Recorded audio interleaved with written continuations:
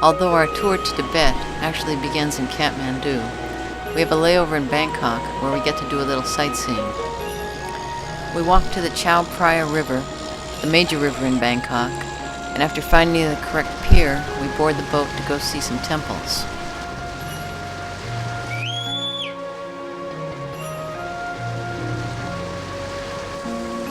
At first we pass a lot of expensive hotels.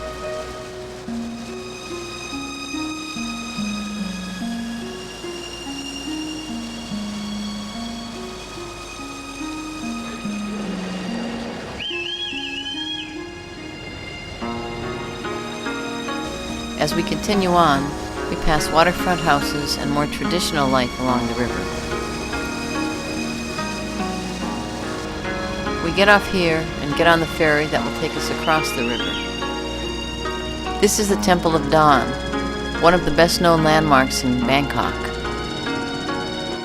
The ferry ride is slow, noisy, and not very smooth.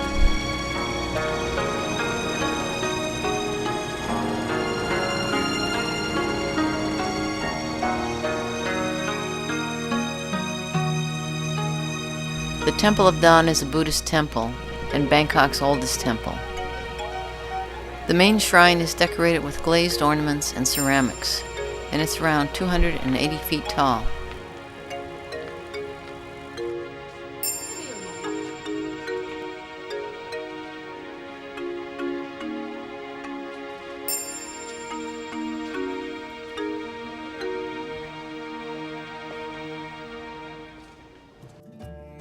We arrived at the Kathmandu airport and were taken to our hotel, where we met with the rest of our group.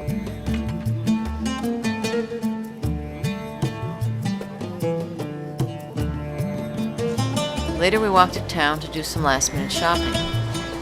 This is still the monsoon season, and although the rain was heavy, it didn't last too long.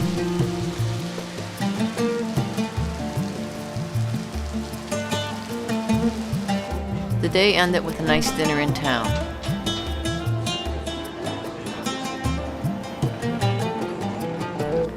A trip here is not complete without seeing monkeys running wild,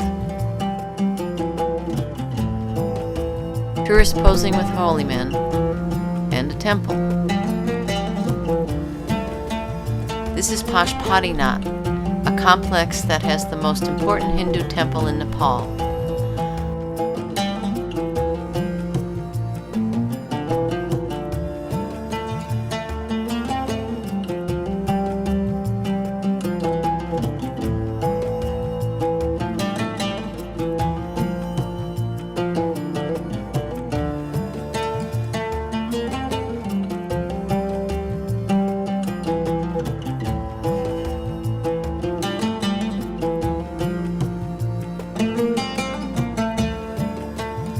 Located on the banks of the sacred Bagmati River, it is here that the faithful are brought to be cremated.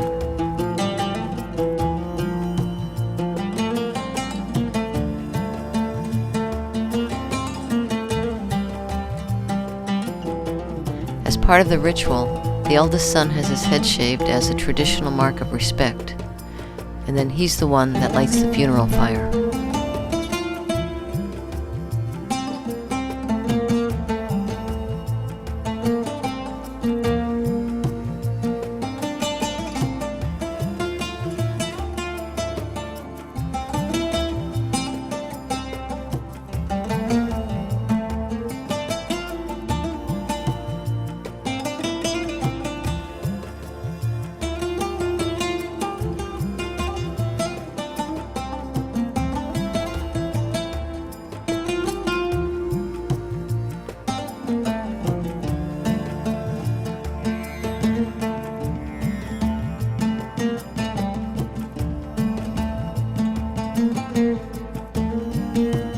Our guide tells us that it takes about 3 hours for the body to completely burn, and then the ashes are swept into the river.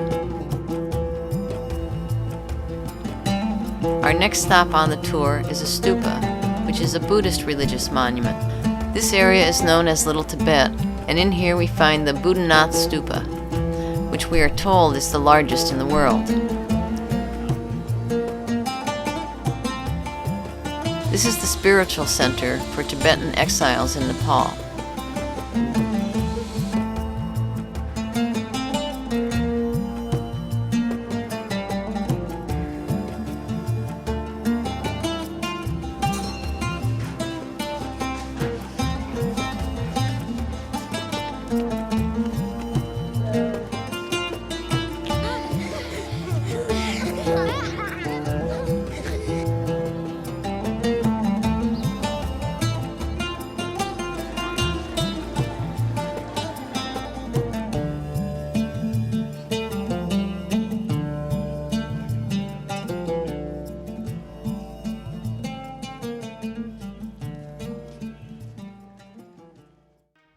We're leaving Kathmandu today. We're going to the airport for a short flight to Lhasa. Having made it through customs at the Lhasa airport, we get ready to get on the bus. We spend the next hour or so enjoying the scenery as we make our way from the airport to the city.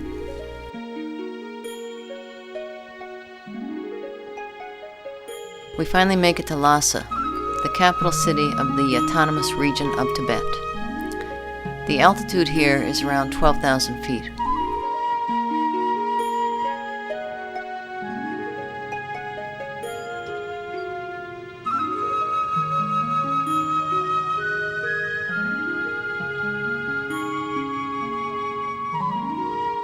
On the streets, men and women spin their handheld prayer wheels.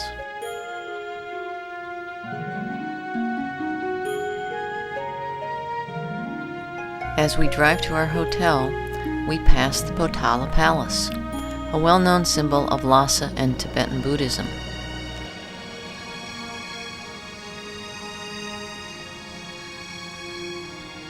We won't be able to visit it since a celebration marking the 40th anniversary of the founding of the Tibet Autonomous Region will be taking place while we're here.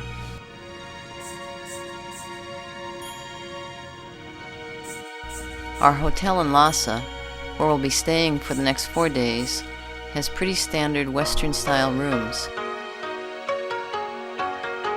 Except for this, oxygen for a small fee. Daeprung Monastery, the largest in Tibet, is the first of many monasteries that we will see. At the entrance, there are a group of children begging.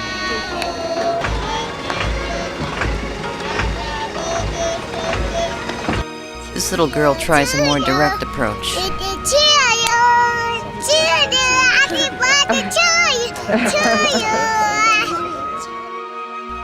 This is our guide Temba, and he will be with us for much of our trip. The monastery is built on a steep hillside. The opportunity to spin prayer wheels seems to be around every corner.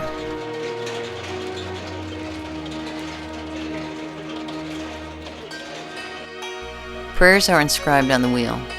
The spinning of the prayer wheel is believed to have the same effect as reading the prayer. This little boy has selected a less crowded spot to beg.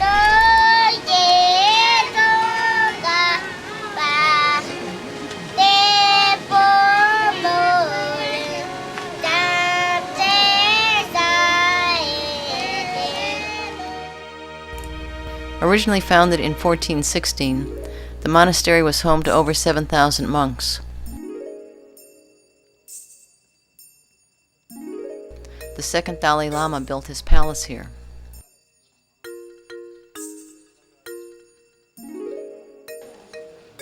Pilgrims visit the monastery every day, coming from all parts of Tibet.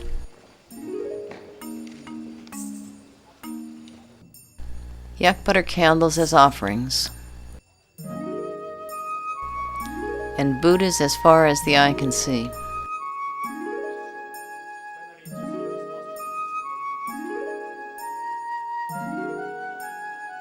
The monastery consists of many buildings, temples, schools, and residence for the monks, connected by small, steep stairs and narrow streets. The main hall, located in the center of the monastery, is supported by 183 pillars. Pleasant-smelling juniper branches are burnt as offerings. The numerous buildings, most of which have white lower walls, maroon upper walls, and gold-covered roofs decorated with intricate designs, is a motif common to Tibetan religious architecture. From the roof, there is a scenic view of Lhasa in the distance. At this monastery, young monks gather to debate. This is done as a way to understand the meaning of Buddhist doctrine. One monk states a view and tries to defend it, while another tries to get him to contradict himself. They emphasize their debate points with heavy foot stomping and loud claps of their hands. This highly animated debating method is part of a time-honored monastic education system.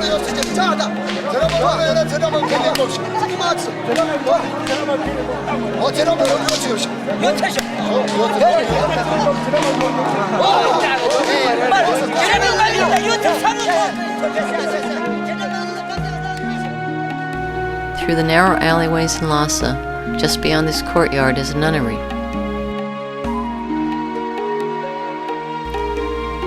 The nuns look just like the monks we've seen, with shaved heads and maroon robes.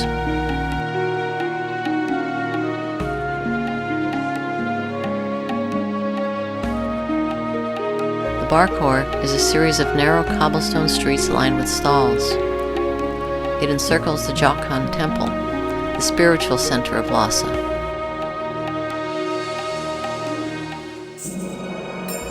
Hundreds of pilgrims walk clockwise on this prayer circuit around the temple.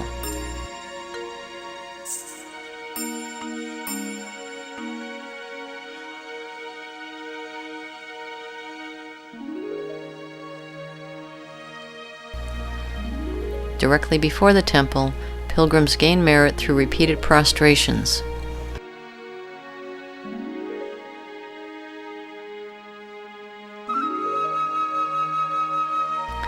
This endless cycle of lying down and standing up is considered to be the highest form of devotion.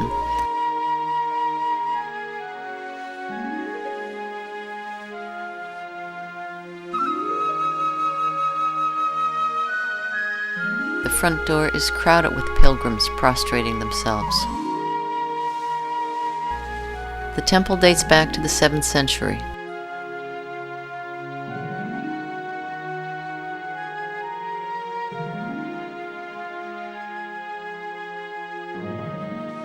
The roof offers views of the bustling market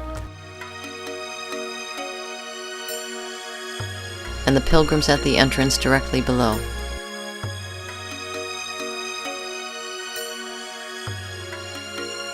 Looking across is the Potala Palace. After leaving the temple, we have some free time to walk around and explore on our own.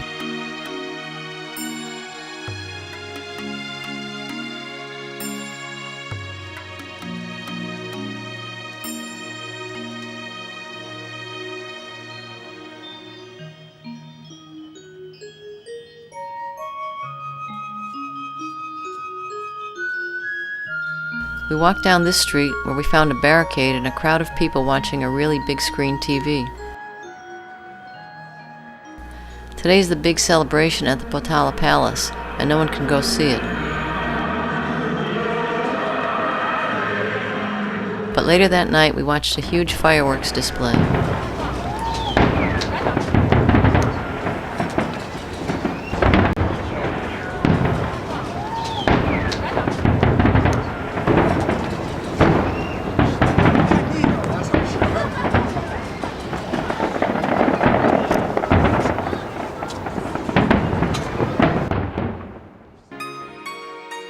This is the Genden Monastery. It sits high on a mountainside, 29 miles east of Lhasa. It was established in the early 15th century.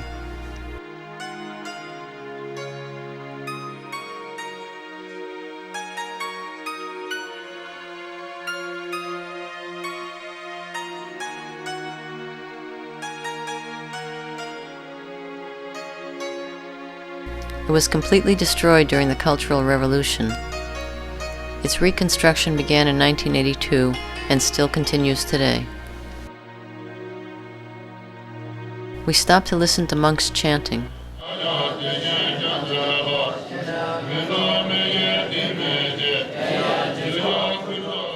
It looks a lot like the other monasteries we've seen, but this is unique. It's a toilet. Standard hole in the ground, but with a stunning view.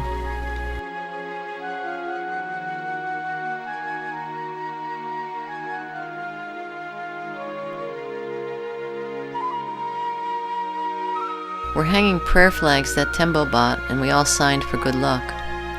The flags are traditionally placed at high mountain passes, so their prayers and good wishes will be carried on the wind. Then we begin the Kora, a pilgrimage circuit that takes us around the monastery. We're over 14,000 feet here, and once the fog clears, there are some great views over the Lhasa River Valley.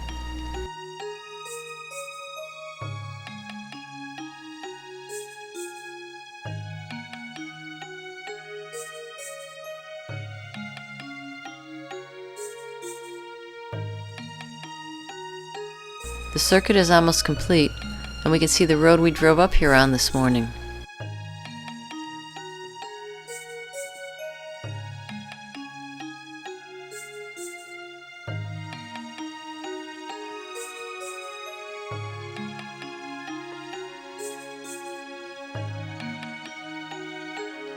As we leave the monastery, we stop for pictures.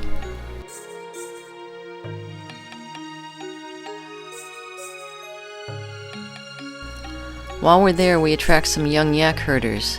The slings they're carrying are used to throw small stones to make straying yaks return to the herd.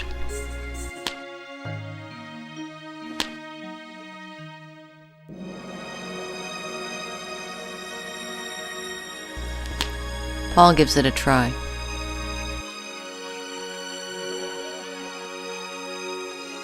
We get back to Lhasa, and the street by the Potala Palace is now open.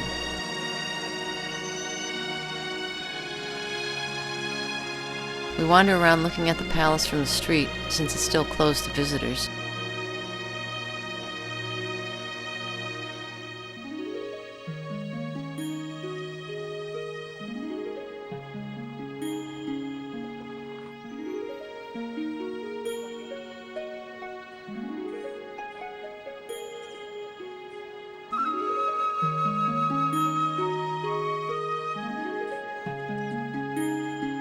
Across the street, the park is decorated in honor of the anniversary.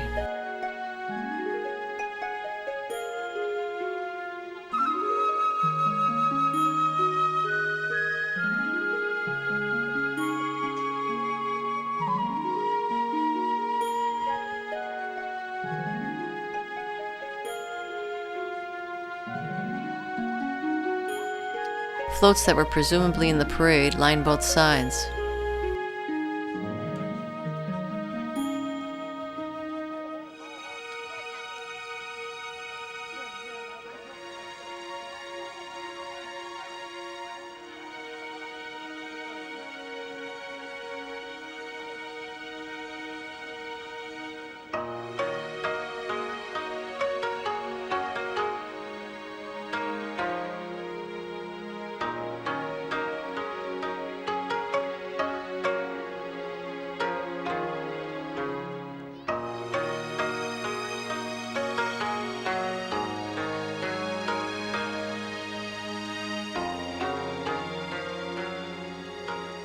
This is our last day in Lhasa, and we have a Tibetan dinner, followed by traditional songs and dance.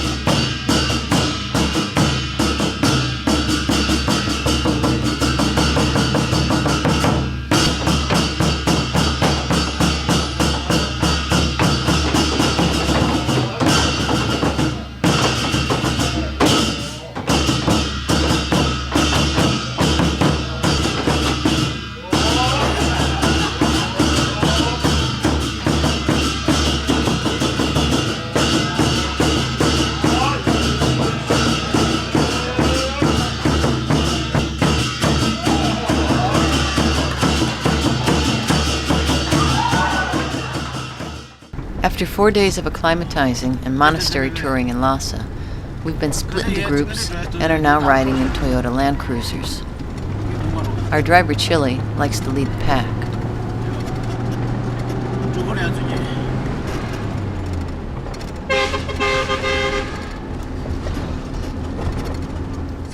We're on the Friendship Highway, one of the world's highest roads, that connects Lhasa and Katmandu, and the one that will take us to Everest Base Camp. This is one of the very small villages that we stopped in along the way.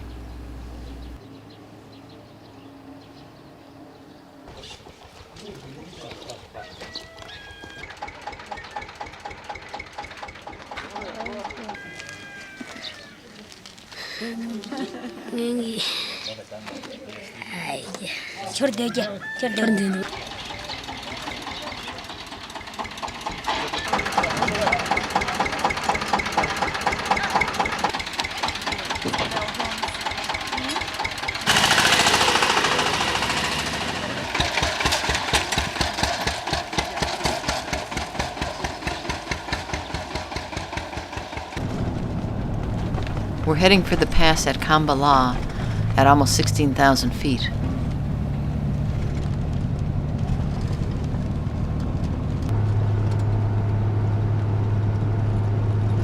After crossing the pass, there are views of Namdruk Lake and a yak herder offering photo opportunities for a few won.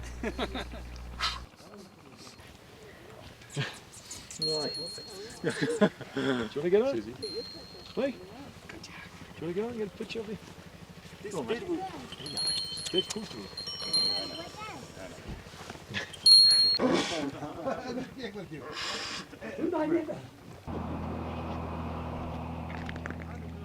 A short drive from the pass brings us to a small village where we have lunch. We ate at the Lhasa restaurant in some little tiny town.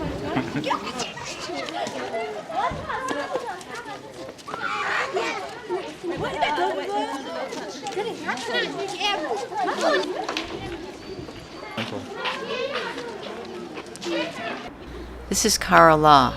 At over 16,000 feet, the huge glacier stops within a few hundred feet of the road.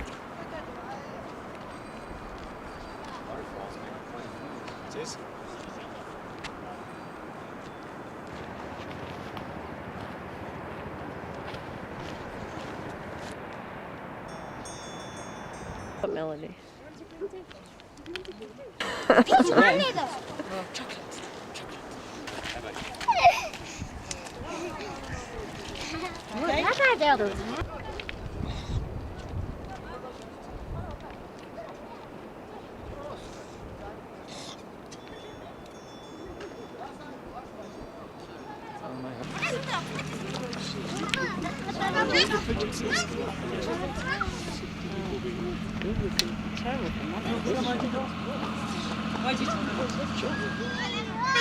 Another stop along the way.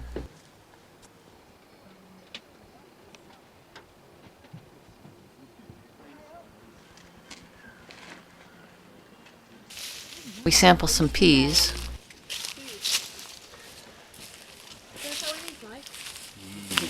Peas. Sweet peas. And pose for a group photo. We continue on mostly downhill.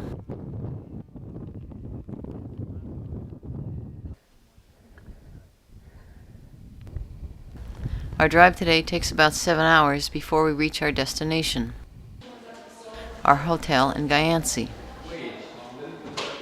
Here we are in Gyansi. It's about a 7-hour drive, we figure, from Lhasa, which is the big city we just left. We're in a nice hotel. It's very well equipped. Interestingly, it has Tibetan-style beds with a carpet on them.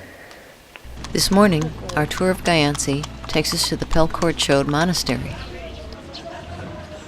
which appears to be a shelter for the local dog population. In this monastery complex, all 4 major divisions of Tibetan Buddhism had temples and small monasteries.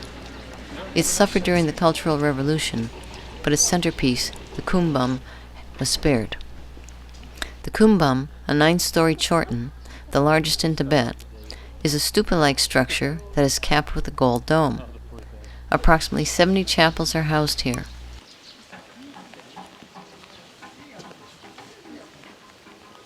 There are many images of Buddha. The word kumbum means 10,000 images.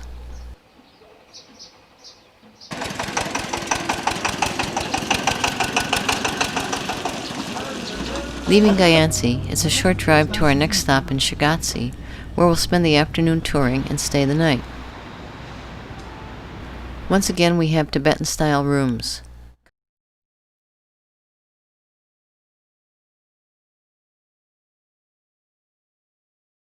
Complete with a Tibetan altar. Leaving the hotel, we have some free time to explore town.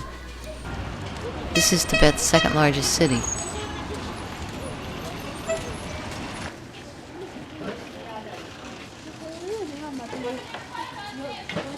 This is the park across the street from the Tashi Lumpo Monastery that we will soon visit.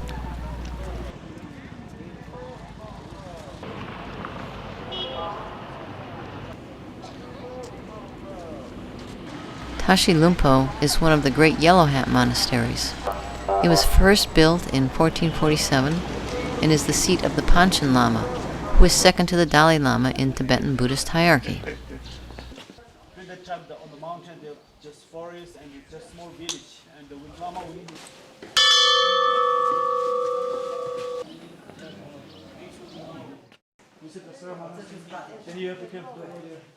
Today we travel the dusty road out of Shagatsi to Shigar.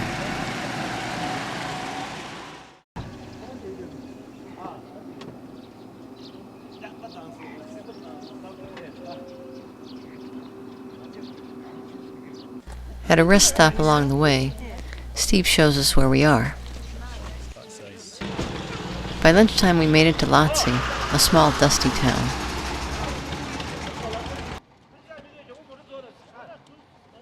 We are in the little town of Lhasa. We had to drive about 4 or 5 hours over dirt roads to get here. Had lunch, and now we've got another 4 or 5 hours of driving across dirt roads to get where we're going today. Leaving Lhasa behind, the road goes from bumpy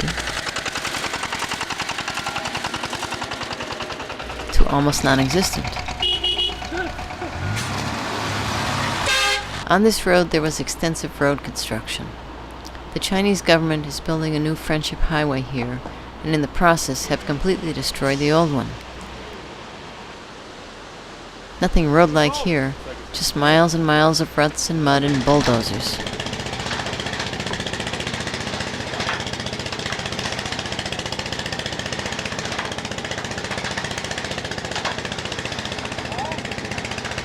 There's a problem with one of our land cruisers.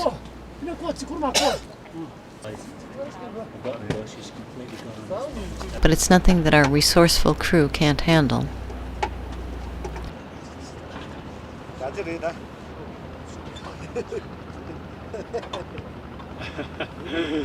While we wait, Steve explains to a local that stopped by how the handheld GPS can be used to show us where we are in the map.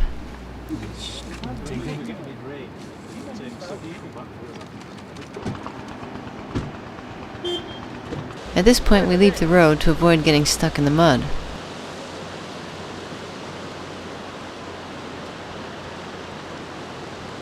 Getting back on the road is somewhat of a challenge as we watch and wait for the rest of the group.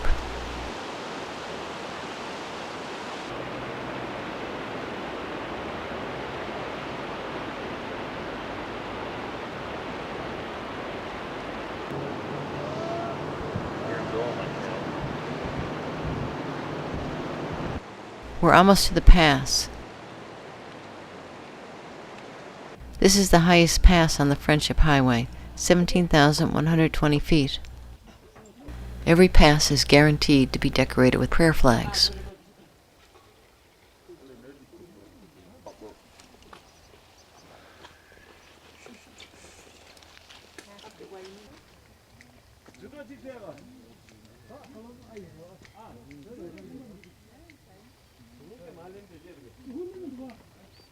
That's Nikki, along with our two guides, Sergey and Chris.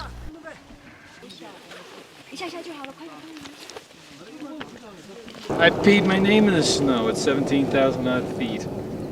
Heading down from the pass, the road isn't much better on this side.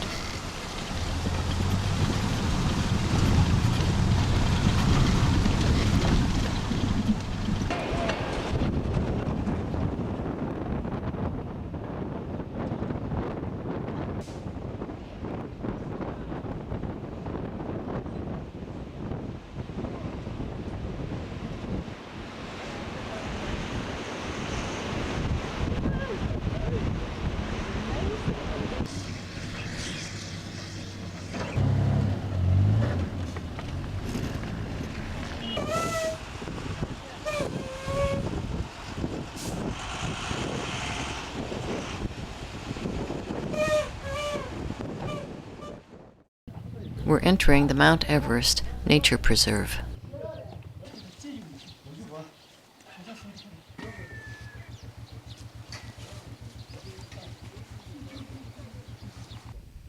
This is the Pang La Pass at 16,890 feet, and it has the best views of the mountains.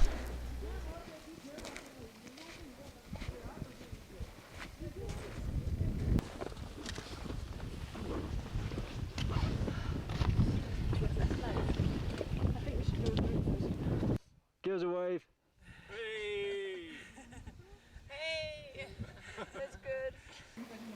Having come down from the pass, we wait for everybody else at this little village. Traffic jam.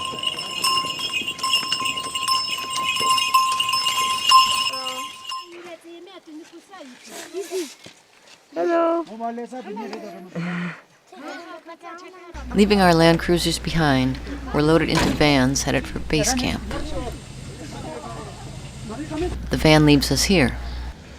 Yeah, this would not be the best place in the world to be stranded. Middle of nowhere. Actually, it's Rambuk, a small village with a monastery and guest.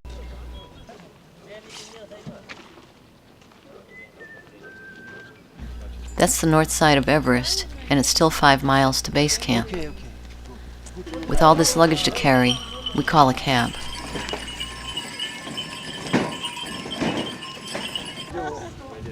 Good.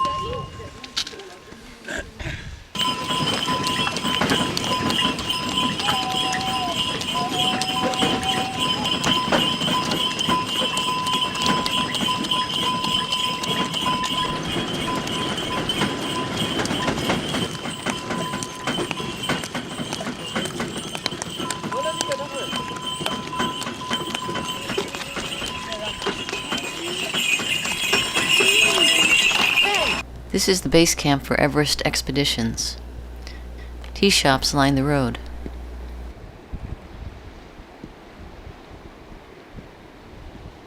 From the hilltop, looking in one direction is the road we came in on, and in the opposite direction is our camp and home for the next few days.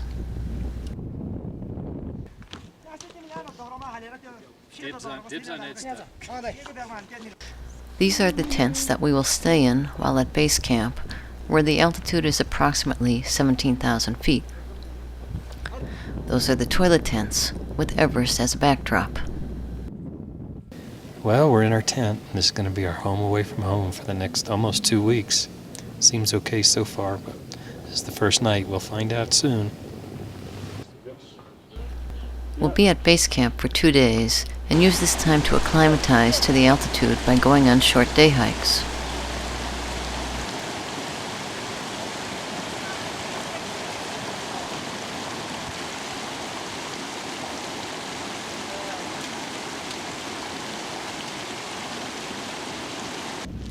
There is only about 1/2 the amount of oxygen in the air here as at sea level.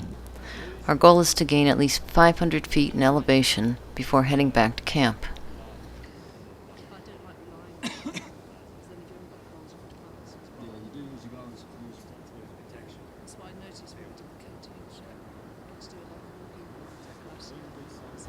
Not far from camp is a climber's memorial for those who died on Everest.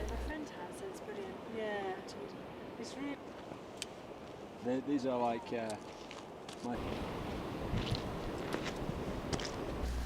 These are our yaks.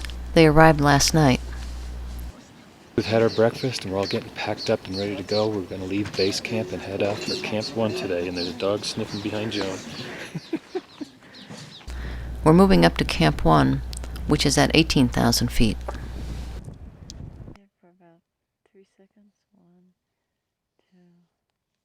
Well, we made it to Camp 1. It took 3 hours. It's nice here.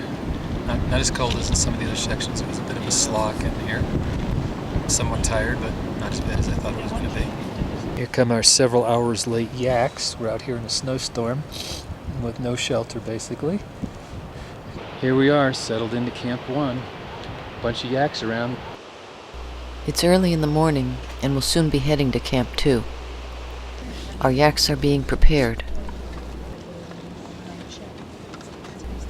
It's hard to believe that all this stuff is carried up by the yaks.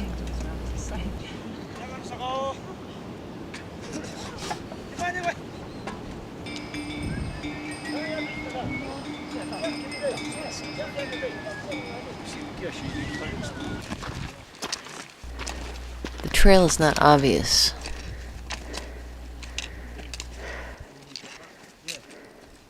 Middle of a moraine field, taking a rest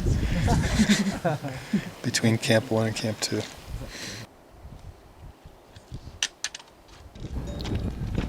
We're moving up to 19,155 feet, and our yaks pass us by, even though they started later than us.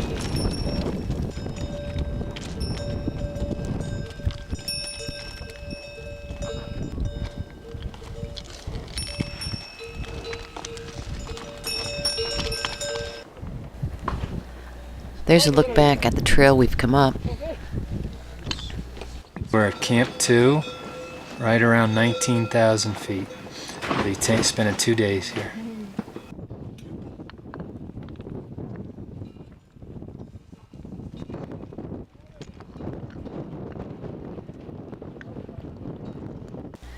It snowed last night, and our yaks and tents are covered in snow.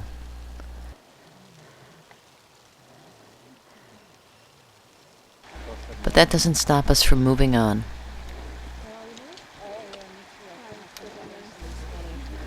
There's our campsite that we're leaving behind. We already did part of this hike yesterday to help acclimatize, and today we're moving on to Camp 3, also known as Everest Advanced Base Camp at 20,900 feet. Just funny.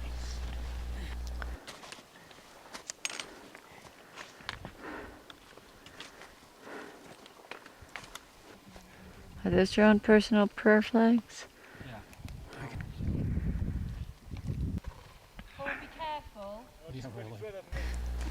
This is called the Miracle or Serac Highway, a glacier-free strip of moraine that cuts through one of the central glaciers and winds through the ice formations that are on either side of the trail.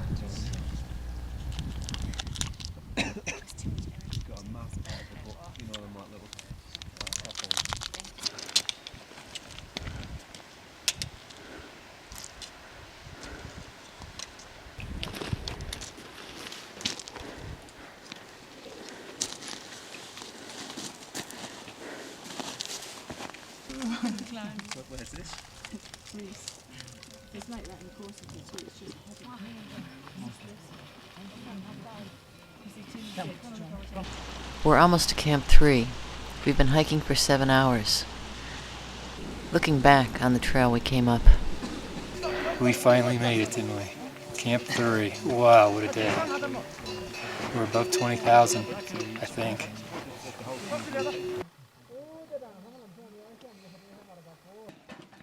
The next morning, about half the group is preparing to hike up another 1,000 feet across the glacier.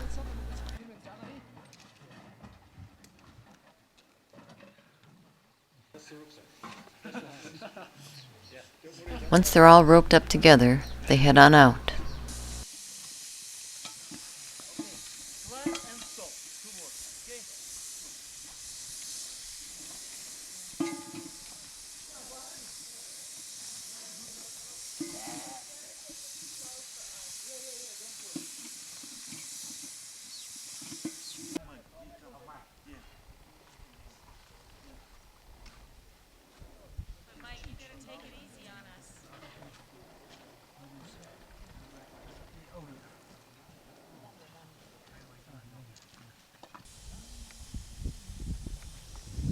They've been gone for several hours now. Weather conditions eventually force them to turn back before reaching their goal, and they're exhausted when they return.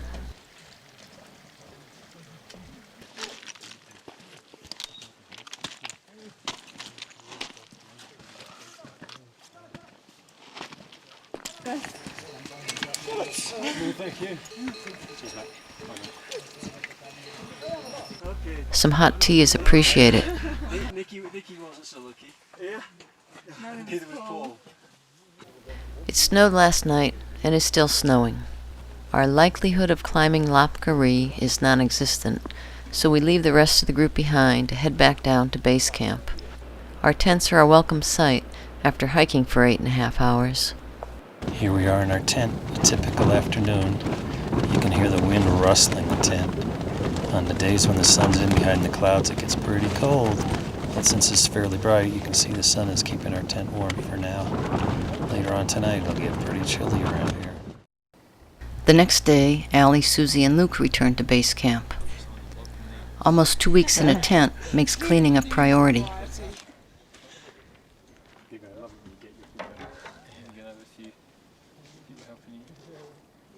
The rest of the time is spent relaxing in base camp, waiting for the rest of the group to return. Yeah, but an enormous amount of lung capacity you can actually make a sound. Right, let's jump in. Look, this one. There you go. Oops, sorry. That sounds better than the tooting I've been doing. At least it sounds something like music.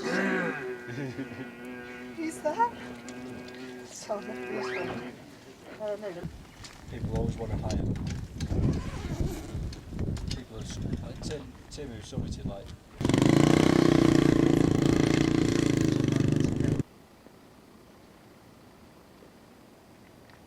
Here we are with the beautiful, whatever that thing is, Mount Everest, in the view behind us. I decided to get myself a little memento to remember this place. So what I got is a sling combination whip, which is made from yak hair. The yak herders use it. It's pretty long. That's the sling part that holds the rock. And there's this little loop that you put over your finger that you hold it with. And that's how they do it.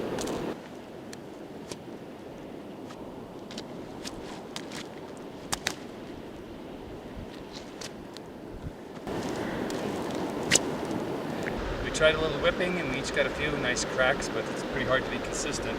So what I'm going to do now is try and throw a little stone gently so we don't hurt anybody. Put your finger through the loop so you don't lose the whole thing when you let it go. And then you just grab, so there's equal lengths to the little pouch, and I put a little rock in the pouch. Then I'm going to attempt to twirl it around my head and let it go, and we'll see what happens. I'm going to make it go in this direction so I don't hit the poor camera person.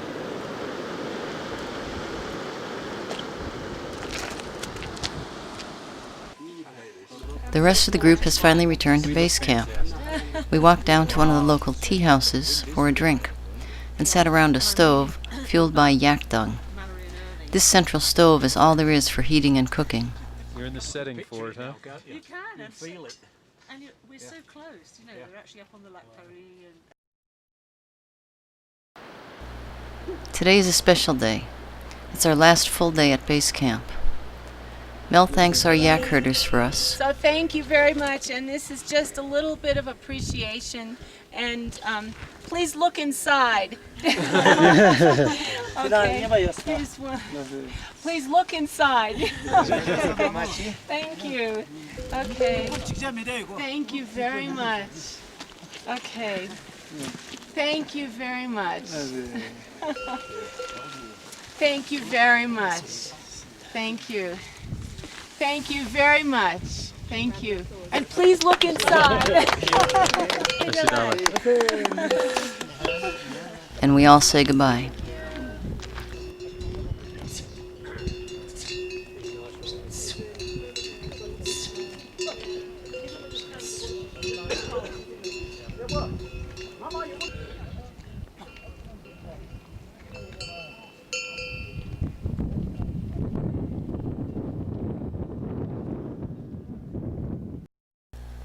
It's also Mike's birthday. Happy birthday to you. Happy birthday, dear Mike. Happy birthday to you. And of course, there's the farewell party with lots of drinking and singing while we thank our Sherpas and the rest of our staff.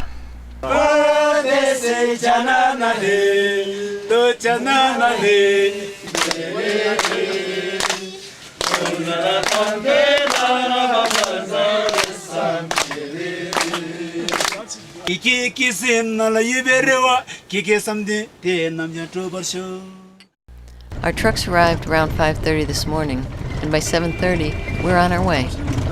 We'll be driving to the Tibetan border town of Zangmu. This is our first scenic stop along the way.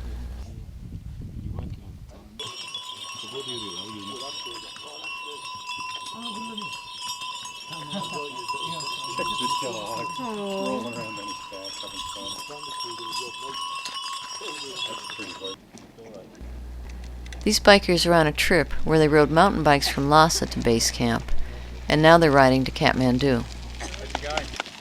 Temba is still feeling the effects of last night's party. We stopped for lunch in Tingri.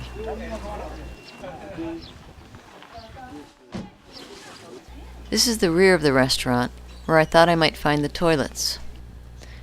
I also found these. Someone said that they're yak stomachs. Yak butter is often stored in a stitched yak stomach. Balloon-like, right?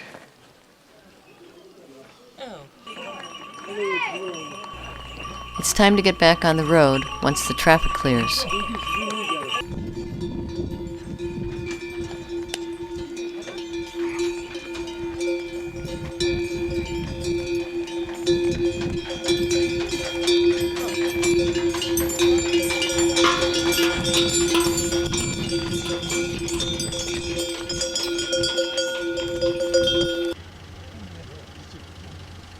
Another stop, but this time one of our vehicles has brake problems. You could tell there were no brakes? I could. Because the guy that way. It looks like the crew is starting to feel better now.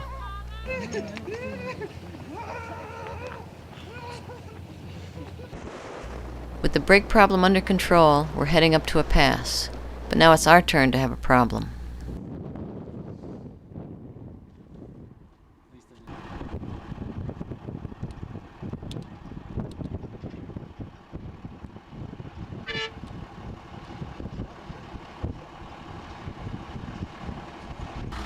Our driver, Chili, cleans the fuel filter, and we're on our way.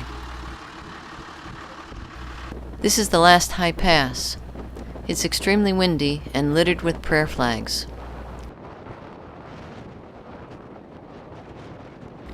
It will be pretty much all downhill from here.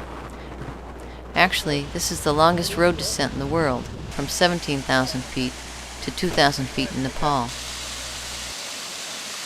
There are many waterfalls as we drive alongside a steep, narrow gorge. It's all very verdant after the Tibetan plateau. This is the Tibetan border town of Zangmu, where trucks line the narrow streets. All vehicles from Nepal are unloaded here, and transport to Lhasa is done by Chinese trucks.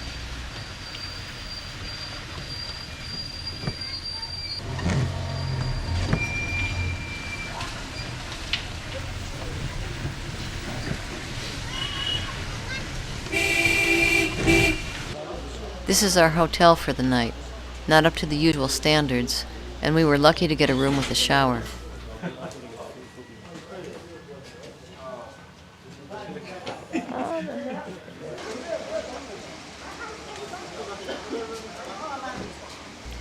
The next morning is a short walk to the immigration checkpoint.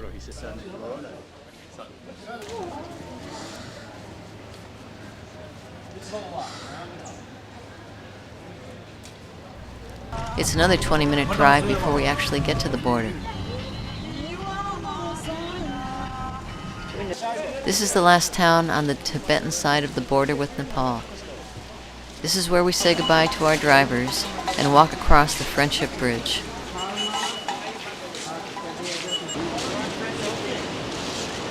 Called the Friendship Bridge, crossing into Nepal. We're in a little specialty store that deals with the immigration into Nepal. They filled out our paperwork for a free 2 or 3 day visa. We walk down the main road through town.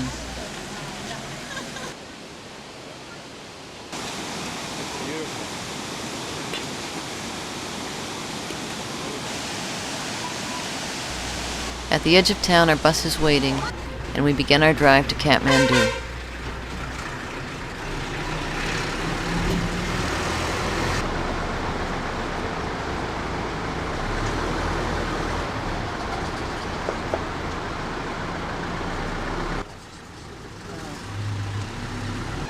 This little town is our lunch stop. This restaurant serves an all-you-can-eat lunch, with the waitstaff constantly coming by to fill your plate. Yummy all-you-can-eat chicken noodles for lunch. Good hot stuff. Very good.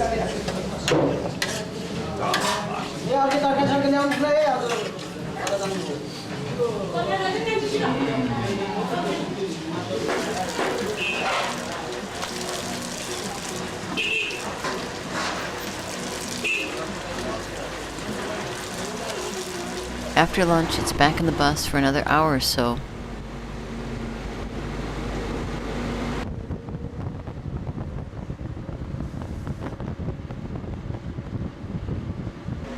Until we finally arrive in Kathmandu.